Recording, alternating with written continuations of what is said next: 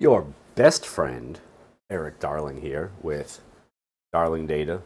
Magnificent, the wonderful, the wondrous, omnipresent Darling Data. Up in all your data business. In today's video, we are going to talk about expressions versus local variables. Because this is one that comes up a lot with clients where, in programming in general, people have this fear of repeating themselves, deep fear of repeating themselves, and apparently they're still under the weird impression that typing something once and assigning it to a variable is going to do something magical and magnificent for them, but it's not going to. Right, and I know that I've recorded a lot of stuff about local variables, but this is a very specific case to comparing date, time, whatever columns, and we're going to talk through all of that good stuff. Before we do that, if you feel so obliged, so kind, if you feel just so beneficent in your ways, you can get a membership to my channel. There's a link for that in the channel description. It is the one that is the name of my channel with /join at the end. Then you can choose just how generous you're feeling every month when it comes to a little bit of channel support here. At some point there will be member exclusive stuff. I'm just a little bit crunched right now. I'm preparing for, well, we're going to talk about it in a few slides, but I'm preparing for a few events in the near future that just have a lot of my attention right now, on top of the normal client work, on top of having a wife and kids and all that other stuff. So I haven't had a lot of time to put thought into how I want to structure the membership stuff here, but I'll probably be getting to that or probably around the holidays here. So if you get in now, you'll probably get some sort of bonus multiplier thing. I don't know yet. I got to figure it all out. If you have no money, if your pockets are empty, if you cannot pay for a cheeseburger today or next Tuesday, you can do other things that let me know you care and that you love me and that you'll never leave me. Like, you can like and comment you can like my videos, you can comment on my videos, you can subscribe to my channel and join in excess of 4,300 other data darlings out there in the YouTube of ours. God, I feel awful saying that. I don't know why it came out of my mouth. And subscribe to my channel for free and just watch the stuff and maybe, enjoy yourselves, learn something, that song and dance. If you need consulting, I am pretty good at this stuff. I can also do other stuff, SQL Server related. If you need something not SQL Server related, I would wonder what it is. But we can always work on that. And as always, my rates are reasonable. If you want some cheap, not cheap like quality, but if you want some cheap money-wise SQL Server training, you can get about 24 hours of it from me and me alone for about $150 with those discount codes and stuff. There is beginner, intermediate, and expert level content in there. So no matter where you are, you can learn something and enjoy yourself. And thank you for watching. Just end it right here, right? Like I said, this is a ChatGPT image. Deal with it. I do have upcoming live events. Friday, September 6th, I will be at Data Saturday in Dallas, giving away pokey treats and, where are they? Sticky treats. So I have all sorts of treats for people who show up. November 4th and 5th, I will be at Past Data Summit in Seattle, co-hosting 2 just banger days of performance tuning content with Kendra Little. And you can spend both of those days with us, because it'll be the best 2 days of your SQL Server life. All right, and that's all there is to it. And with that out of the way, let's begin the festivities. Let's get to partying here, because that's what we do best. All right. So what we're going to talk about again is why expressions are better than local variables in SQL Server for performance and cardinality, and all sorts of other important things. So what I'm going to do is I'm going to create a table called Express Yourself Sort of a little bit of a joke there, a little play on words, you know. Express yourself, but because we're talking about expressions. That wasn't obvious. I don't know what is. And that table is pretty simple. It's just two columns, and really the important thing is that we have this thing in there, right? Great, we did it. We rule the world. We ruled the seas, and the skies, and the dirts, and all that stuff. And if we query that table, and we look at this query plan, because that's largely what we do around here at Darling Data, is look at query plans and go, oh, not going to make it.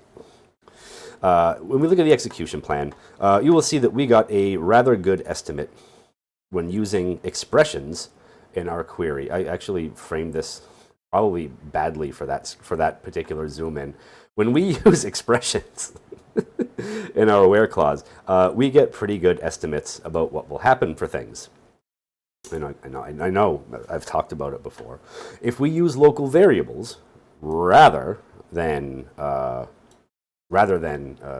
expressions, we get, actually I should just do both of these at the same time because they're both equally annoying. If we use local variables rather than expressions, notice I have two slightly different expressions in here for the later local variable. One adds 1 year and the other adds, oh boy, Zoom it is struggling today. One adds 1 day, or maybe it's just my mouse that's struggling. It's tough to tell right now. Struggles abounds. We get the same kind of goofy estimate for both of them of 171024, regardless of how many rows are actually liable to come out. Now, we saw when we used the expressions that this at least the first one, I didn't try the second one, obviously. I was just trying to get to this demo.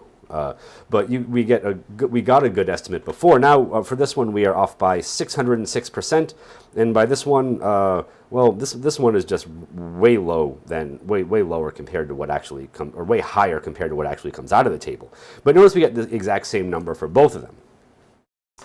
The same thing is true if we use a stored procedure. Now, this cardinality estimate is going to be a little bit different because the start date in this one is a parameter, whereas before they were both local variables, right? So we're going to get a slightly different estimate on this one, but it's still going to be pretty wrong compared to when we just put the expression in there.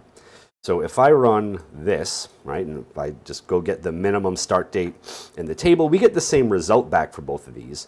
But notice that the one that we use the expression in, right, is a lot closer to reality than the one that we use the local variable in. Now, before, we had that guess of 171,000 some odd something there. This change is because we have a parameter for start date. SQL Server is able to do good cardinality estimation for start date, but it does bad cardinality estimation for end date because it's a local variable. So having the expression up here yields better results than storing something in a local variable like we did down here. Where I run into pushback sometimes with these things is someone will inevitably say, well, yeah, but I need everything to be the same date going across all of them. The good news is, if you operate over your start date, operate with your start date parameter, and you add time to that, it'll always be the same no matter when a query runs. But where it won't be is if you use, of course, one of the non-deterministic built-in functions like getDate, right? If you use getDate over and over again, it'll be buh.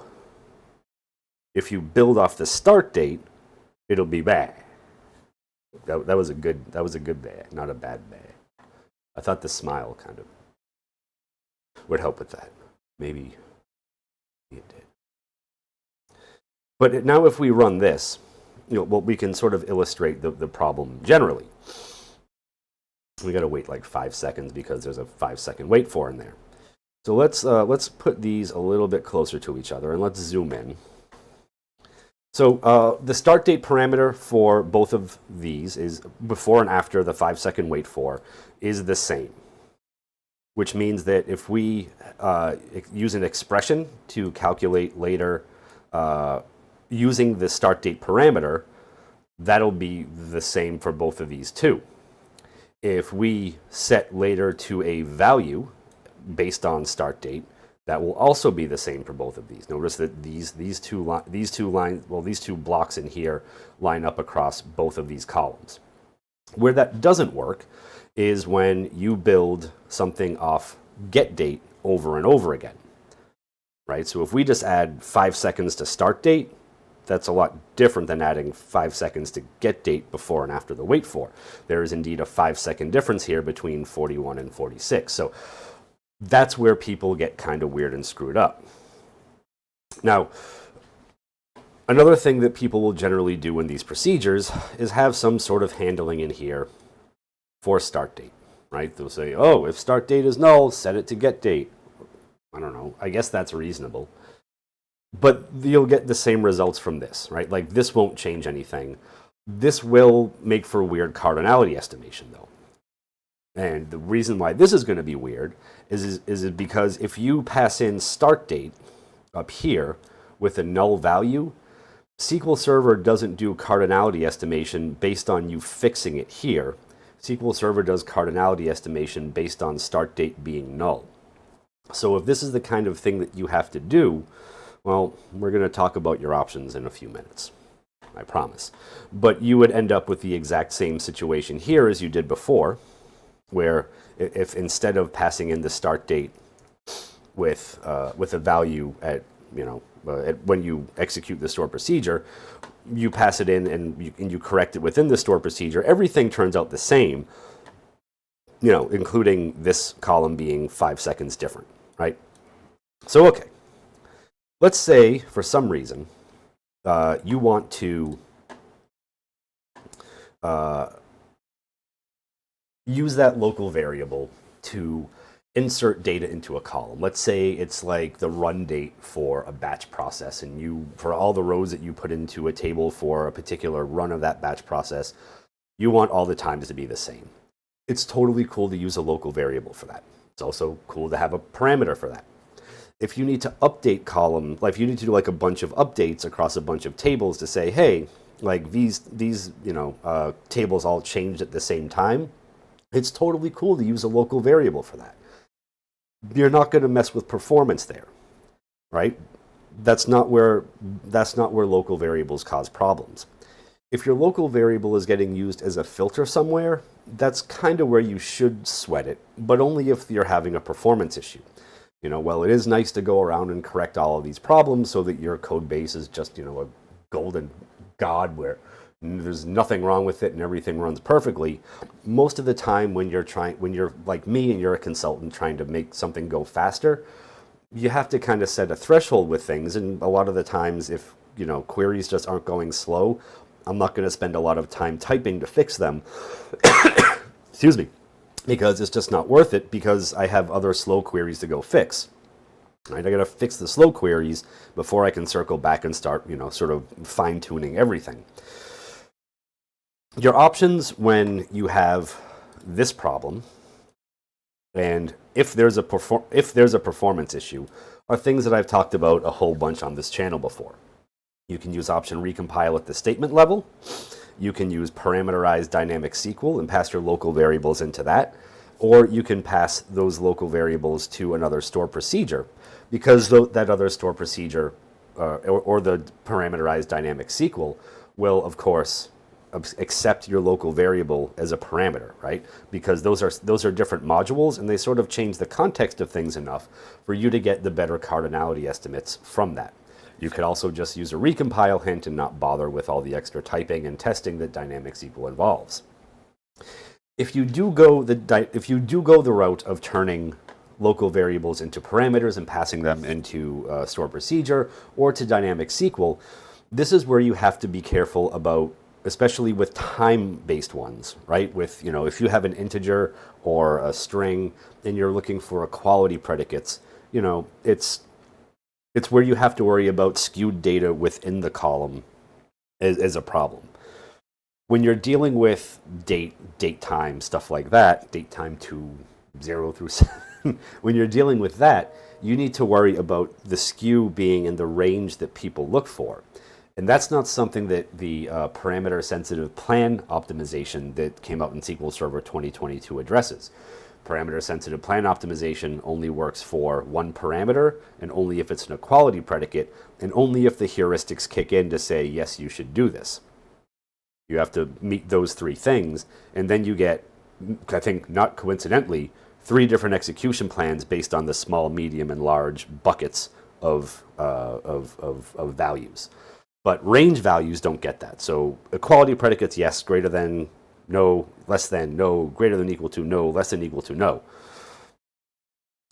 If you are worried about parameter-sensitive plan stuff and you have date range predicates, one thing that you can do is build your procedure with dynamic SQL sort of like this. And I'm going to highlight this and run it, and then I'm going to talk to you about what I did. So normally, when you have a date range, you're worried that someone will be searching for a small range and then suddenly start searching for a large range, or be searching for a large range and then start searching for a small range. And either way, in either direction, sharing the query plan between those can be pretty bad. One thing that you can do with your dynamic SQL is set it up so that you execute a slightly different query based on how many, based on some spectrum of things like this. So for this, I'm just saying if it's less than 1 month, less than or equal to 1 month, add 1 equals select 1 onto the end of the query. If the difference is between 2 and 6 months, add 2 equals select 2. And this is just to keep things simple. These aren't necessarily the date ranges that I would always use or the month differences that I would always use. This is just to make things kind of simple when we're looking at stuff in testing. And then if it's more than 6 months, then we want to tack and 3 equals select 3 on. And what that gives us when we execute the procedure is this. Let's start with 1 in here. And let's highlight this. Remember to highlight this whole thing and run it. What I want you to pay attention to is the cardinality estimate in here. We're just doing a simple single table query. We already have a good index in place. It's not like SQL Server has a big variety of plan choices to choose from here. SQL Server is just going to seek into this index no matter what I do. I'm just getting a count. There's no need to think about lookups or anything else. What I want you to pay attention to here is the cardinality estimates, because under normal circumstances, if we weren't adding that and 1 equals and something equals select something onto the end of the query, SQL Server would reuse the cardinality estimate for all 3 of these examples that I'm going to show you. Because we're adding those slightly different strings on with slightly different literal values, those are going to hash out to different queries, and SQL Server is going to come up with different cardinality estimates for each one. Within that, if we were to execute the same one multiple times, SQL Server would totally reuse those query plans for each individual one, but it's not going to reuse the plan for 1 month and the one for 6 months. You're not going to have that parameter sensitivity in there. Right? So now if we change this to do 3 months, and we rerun this, actually before I do that, let me come over here and show you the messages tab, right? Because we're printing out our dynamic SQL, and there's our 1 equals select 1. And then if we change that to be 3 months, which falls into our 2 and 6 bucket, then in the messages tab, we'll see our 2 equals select 2 in here, and in our execution plan, we'll have our accurate cardinality estimate for that, right? So good news across the board there. And now let's change this to 9 months, because that will get us outside of the final bucket of 6 there. And if we rerun this and we look in the messages tab, we will see the 3 equals select 3 at the end here. And if we look at the execution plan, we'll have an accurate cardinality estimate for that. And this is generally, like the name of the game here is to just find a generally good number for cardinality that makes sense across whatever, however many buckets you want to create with your different things in here. Are there more complicated schemes for this? Yes. Could you build your own histogram for this? Yes. Could you figure out all sorts of other things to do with like optimize for? Absolutely. You could totally do that. But this is one thing that I use quite a bit when working with clients, because this helps me come up with a fairly quick and dirty solution to generate different but reusable execution plans based on how big of a date range we're dealing with. So anyway, in general, for most things that you will do in SQL Server, using expressions is better than using local variables for performance because of cardinality estimation. You can get very wrong estimates, and depending on how, like where those estimates are used, you could have all sorts of trickle down bad plan choices, bad choices in how many rows or pages we decide to start locking, all sorts of things, and you can have bizarro performance issues because of that. I can't say it enough that you should just avoid that situation altogether. Most of the time, what I tell people is if you're using local variables and you're having trouble with a query that's using local variables in a join or where clause, slap a recompile hint on it and see if SQL Server comes up with a better execution plan. If it does, and you're cool with the recompile hint, leave the recompile hint on. If it does, but you want plan reuse, then turn that into dynamic SQL that's parameterized, and you will be able to do all sorts of neat tricks to get the good execution plans across the board. So, with that out of the way, from your best friend here at Darling Data, me, Eric Darling, thank you for watching. I hope you enjoyed yourselves. I hope you learned something new. I hope that you will continue to watch all of this wonderful free content, regardless of if you sign up for a membership or hire me for consulting or buy my training. Come to see me perform live at Jocko's Comedy Hut, Paramus, something, I don't know. Anyway, these lights are getting hot and my brain's starting to fry, so I'm going to call this one and I'm going to figure out exactly which video I'm going to record next. So, as always, thank you for watching. You're too kind.